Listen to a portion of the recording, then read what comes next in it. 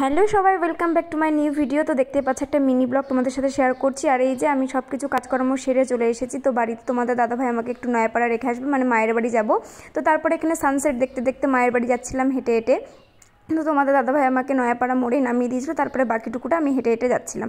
তো মায়ের বাড়িতে অনেকদিন পরে যাচ্ছিলাম, বেশ ভালোই লাগছিলো। তার মধ্যে যাওয়ার কারণটা হচ্ছে মা বাড়িতে অনেকগুলো আচার বানিয়েছে, সেটা দেখে আমি আর লোভ সামলাতে না পেরে চলে গেছি মায়ের বাড়িতে ছুটে ছুটে আচার খেতে।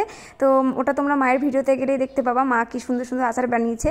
তো এই যে তারপরে ভাই এসেছিলো, মাসি এসেছিলো, সবার সাথে একটু এখানে গল্প করছিলাম। তারপরে যে ভাই ভিডিওতে আসতে যাচ্ছিলো না, ওকে টেনে হিচড়ে নিয়ে আসলাম। তারপরে বাড়িতে কেউ ছিল না, বাবা বাড়িতে ঘুমাচ্ছিল। তারপরে যে বুনুর সাথে বেরিয়ে গেলাম, তারপরে চলে এসেছি যে আচার খেতে। আর আচারটা পুরো হেভেন হয়েছিল, পুরো দারুণ সেরা টেস্টি।